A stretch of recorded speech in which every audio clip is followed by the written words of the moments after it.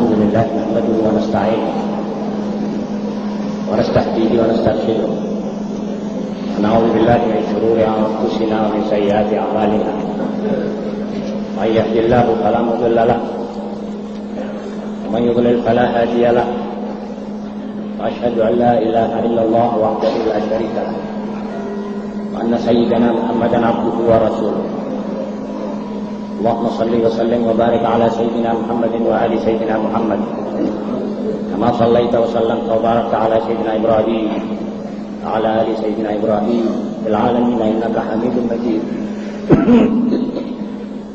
أما بعد فإن أصدق الحديث كتاب الله وخير الهدي هدي سيدنا محمد صلى الله عليه وآله وسلم أن شر الأمور محدثاتها كل محدثة بدعة كل بدعة ضلالة وكل ضلالة في النار.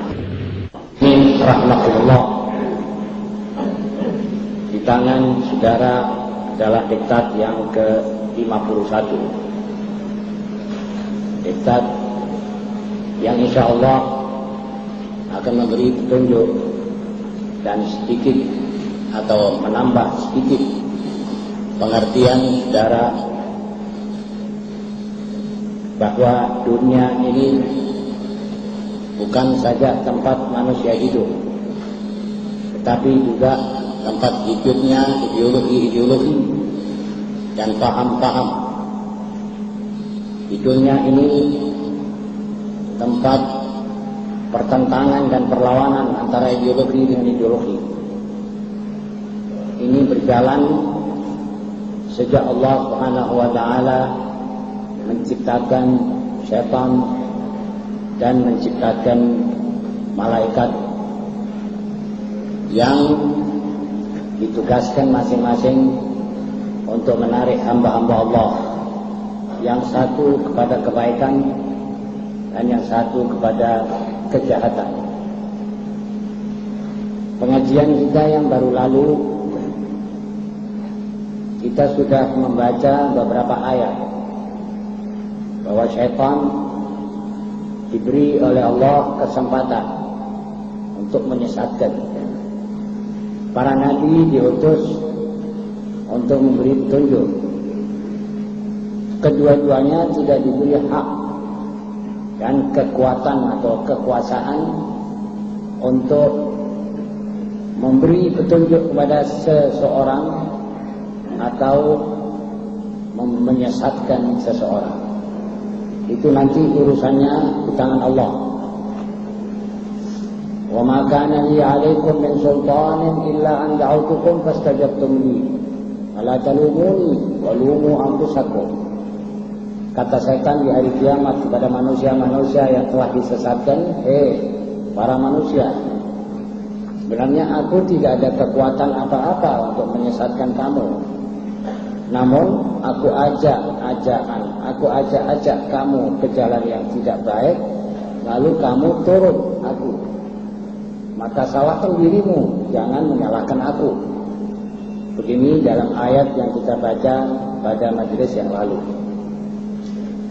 Para rasul pun telah diberi oleh Allah pengetahuan kamu tidak bisa menghidayahkan orang atau menyesatkan orang. Innaka la tahdi man ahbabta walakin Allah yahdi man yasha. Jadi saudara-saudara sudah jelas bahwa yang menyesatkan banyak dan yang mencari jalan untuk memberi petunjuk supaya Allah memberi petunjuk juga banyak. Sampai pada titik di mana kita berbicara bahwa manusia ini nanti dalam struggle, dalam perjuangan, yang satu mau menarik temannya kepada kejahatan, yang satu mau menarik temannya kepada kebaikan, dan dua-dua tidak diberi kekuatan apa-apa untuk menyesatkan atau memperbaiki. Itu nanti kemenangan terakhir di tangan manusia-manusia muslim. Sebab apa? Sebab in takunu ta'lamun fa innahum ya'lamuna kama ta'lamun wa tarjuna min Allahi ma la yarjun. Kamu juga merasa capek mengingatkan orang, capek bertabligh. Mereka juga capek mengeluarkan bondo untuk menyesatkan. sama-sama merasa berat, ada satu kesempatan yang dibuka untuk kamu, wahai kaum muslimin dan mukminin, yang tidak dibukakan untuk golongan lain, yaitu apa? Memohon. Jadi kita di dalam saat-saat di mana umat Islam sudah menyampaikan apa yang benar, maka sudah kewajiban mereka sudah dilaksanakan. Tinggal apa? Tinggal sama-sama menyuwun kepada Allah, mohon kepada Allah. Jadi generasi muda kita pelihara. Pihak lawan ingin menyesatkan ini generasi muda supaya jadi loyo dan tidak bisa terpakai. Ini perjuangan. Lalu kita bagaimana? Kita pacu terus generasi muda ini ke depan supaya maju kemana? Ke Shiratal Mustaqim, kepimpinan Rasulullah SAW. Nanti syaitan akan berdiri di tengah jalan dengan api dan besi dan macam-macam supaya merintangi ini pemuda dan pemudi jalan ke jalan Shiratal Mustaqim. Kita lantas mohon kepada Allah, ya Allah, singkirkan aral-aral yang melintang ini. Itu ciri khas umat Islam. Itu tabiatnya seorang muslim. Sebab tidak ada paksaan. Karena itu saudara-saudara, dalam kita mengaji Islam dan skop-skop Islam dan doktrina Islam ini, kita nanti terpaksa akan menyatakan yang segala yang benar yang dibacakan yang di dalam Quran dan hadis. Saya harap saya dengan demikian ini tidak menyebabkan kekacauan di dalam kota Bangil. Saya harap saya dengan demikian tidak membuat suatu keresahan. Orang lain tidak usah menuduh yang tidak. Saya tetap mengaji, bicara tentang apa yang saya tahu. Dan pihak lain pun juga sudah cukup memberi penerangan di segala macam bidang dan kekuatan-kekuatan yang mereka sudah tumpahkan dari kaum barat, dari mana itu sudah cukup juga mereka mengungkapkan pendapatnya. Tinggal biar masing-masing bebas menyatakan pendapatnya. Saya tertarik sekali dengan ucapan Bapak Wakil Presiden yang mengatakan bahwa jangan semua orang bicara agak berlainan dengan yang dimaksud oleh penguasa lalu dianggap ini mau kudeta, mau jangan. Ini satu hati nurani rakyat ini juga harus didengar. Lalu kita kalau tidak mengeluarkan isi hati kan tidak baik. Sebagai muslim harus menyatakan ini yang benar. Tinggal nanti biar rakyat pilih. Jelas saudara-saudara? Jadi dunia tempat perjuangan. Dan setelah kita mengetahui dengan pasti bahwa Allah sendiri yang akan memberi petunjuk, kita harus terus memacu ini umat kepada akhlak yang baik, pada tingkat pengertian yang luhur, tinggi. Jadi dalam diktat ini saya sebut siapa lawan-lawan Islam. Wajar sekali kalau orang yang berjuang mengetahui siapa lawannya, itu sudah wajar.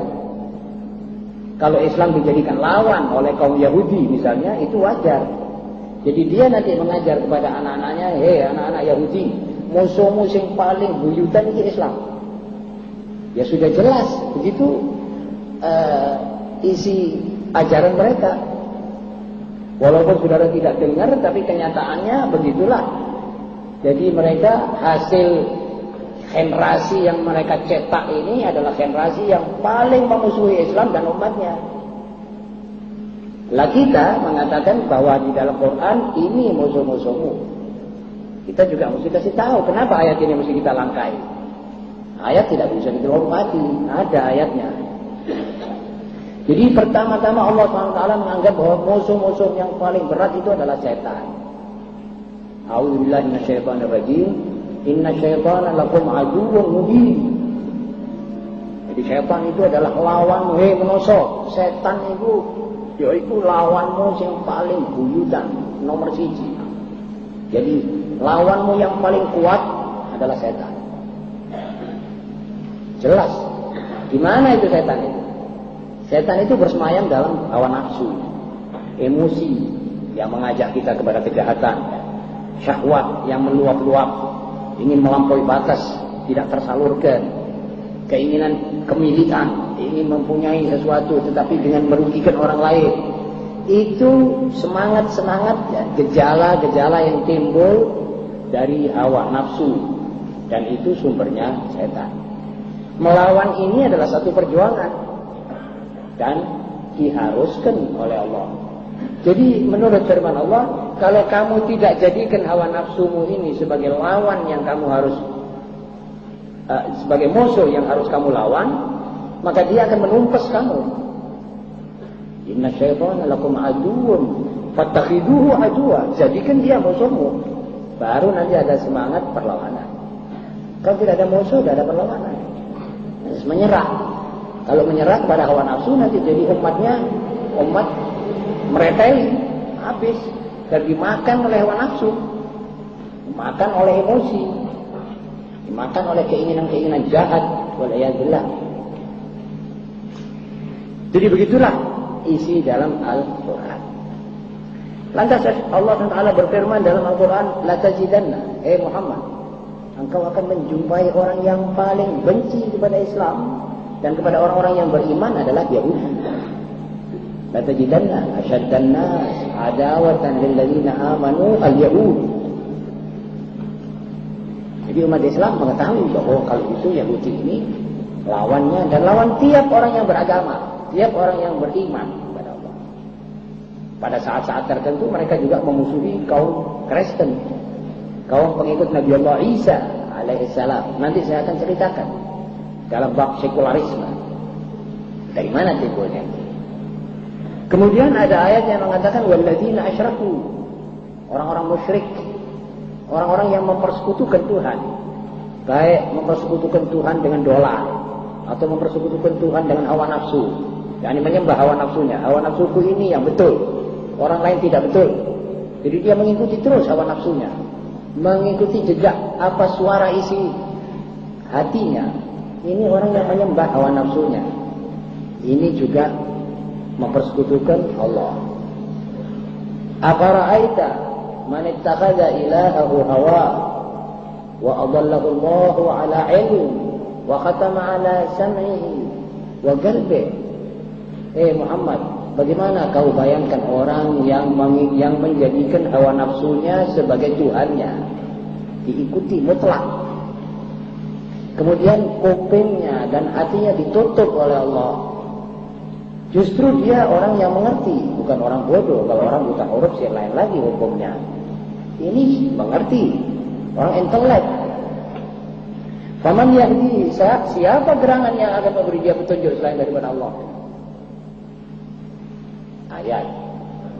Jadi orang yang menyembah Allah dengan hawa nafsu, dualis ini termasuk mempersekutukan.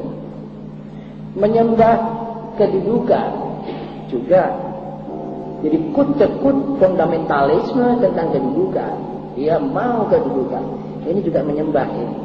Ini juga sesat, musyrik.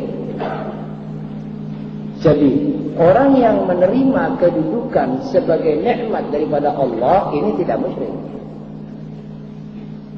Jadi kita lihat saja nilainya, hasilnya itu juga bisa bernapaskan apa mentalitasnya yang berkedudukan. Orang yang cinta kepada istrinya lebih dari mesti, mengikuti istrinya tanpa reserve, ini menyembah istri, ini musyrik. Jadi golongan musyrik ini banyak, kaum dualis. Dan biasanya orang-orang begini tidak senang pada Islam, tidak senang pada agama yang murni, tidak senang pada agama yang membebaskan manusia daripada syirik-syirik begini. Kalau syirik menyembah reco itu sekarang saya kira sudah sedikit sekali, sudah tidak sampai 0,1%. Yang nyembah reco betul, waktu disembah itu sudah tidak ada. Zaman entah ya kalau di tengah-tengah Kalimantan Barat orang masih animis apa. Tapi kalau di negeri-negeri yang sudah beradab modern, penyembahan reca itu sudah berkurang. Tetapi yang penyembahan-penyembahan ini tadi, ini arca-arca baru. Dan menyembah akal. Ini yang paling berbahaya. Mendewakan akalnya. Melupakan yang memberikan akal itu. mensuperiorkan hasil akaliah, hasil ilmiah, tanpa memperhitungkan yang lain. Kalau saudara sebutkan agama, wahyu, itu zaman dulu manusia masih primitif. Sekarang nggak perlu agama, sudah ada akal. Saudara-saudara, ini namanya kaum musyrikin. Walladzina asyraku satajiduhum ya Muhammad asyaddan nasi adawatan. Orang-orang yang musyrik ini nanti engkau jumpai mereka paling sengit membenci Islam dan umatnya. Jadi lawan. Dan kalau lawan dibiarkan, tidak dilawan, ya buyar Islam ini. Jadi diwajibkan ada perlawanan. Perlawanan itu ideologi dengan ideologi. La ikraha fid-din, tidak ada kekerasan, tidak perlu. Kita nggak perlu. Kalau mereka nanti yang perlu masih memakai kekerasan. Kalau umat Islam tidak pernah perlu memakai itu. Di mana-mana saudara buka sejarah. Umat Islam tidak ngawiti. Umat Islam yang dikerasi. Seperti beberapa tempat di Eropa, umat Islam dipaksakan untuk masuk agama lain dengan kekerasan senjata. Dan dengan cara-cara yang licik juga mereka berbuat macam-macam. Kemudian An-Nasara, orang-orang sesudah pengikut Isa yang asli sudah kembali kepada musyrik. Musyrik juga asyaddan nasi adawatan. Ini Quran. Dan karena ini ada di dalam Quran, maka ini harus kita kaji supaya kita tahu saja. Tidak usah ada keresahan, tidak usah ada kegelisahan, tidak usah ada orang tersinggung. Orang ini Quran. Quran itu dari Allah. Allah yang menciptakan kita, membawa kata-kata begitu. Saudara-saudara, saya ulang-ulangi ini supaya saudara jangan salah tempo, salah mengerti. Kita juga bisa ngaji Quran tetapi melalui hukum fikih, misalnya bagaimana hukum puasa, bagaimana haid, bagaimana nifas, bagaimana tolak, rujuk, itu ada. Tetapi ini juga ada. Itu sudah dikaji di tempat ini, dikaji di tempat lain, tidak apa-apa. Itu Islam. Saudara-saudara, karena kaum muslimin di antara abad ke-17 sampai abad ke-20 sekarang ini sering melupakan alfabetnya, alif, ba, ta-nya, apa yang tersebut di sini, di dalam diktat ini, lantas bermacam-macam terjadi hal-hal yang merugikan mereka sendiri. Sebab mereka lupa bahwa ini ada lawan, ada kawan dalam perjuangan. Sampai mereka keblinger. Keblinger itu kalau cara Indonesianya berlarut-larut dalam kesalahan. Sampai lama-lama menganggap kawannya sebagai lawan. Keliru ini. Saudara, kalau berasa atau tidak berasa, saya tidak maido ya. Saya tidak berhak maido saudara. Tapi jelas kaum muslimin di mana-mana merasakan kadang-kadang keliru. Lawan malah bisa jadi kawan. Dan kawan bisa jadi lawan. Kalau saudara bilang ada permusuhan, wah itu di sana itu bagaimana? Ustaz, di sana itu ada cekcokan antara apa? Antara NU dan Muhammadiyah. Inna lillahi wa inna ilaihi raji'un. Keliru. Ini orang yang tidak mengaji dalam. Kalau begitu siapa lawan, siapa kawan? Kalau cuma masalah sana tidak mau kunut, sini tidak mau talqin, situ tidak mau tahlil, masalah sepele sekali itu. Sebab prinsip masih satu. Karena itu tidak boleh ada keretakan di dalam satu tubuh ini. Gitu. Masalah mereka salah menafsirkan ayat dalam tafsiran-tafsiran yang wani. Itu saya kira masalahnya tidak seberapa. Tapi kalau sudah orang muslim rangkul-rangkulan dengan Yahudi, ini berbahaya. Sebab Yahudi tidak akan diam. Yahudi itu diendoktrinir sejak bayi. Lawanmu adalah Muhammad dan pengikut Muhammad sallallahu alaihi wasallam. Tapi kita jangan keliru. Kekeliruan ini lantas menyebabkan hidupnya kita ini protolan, tidak koherent.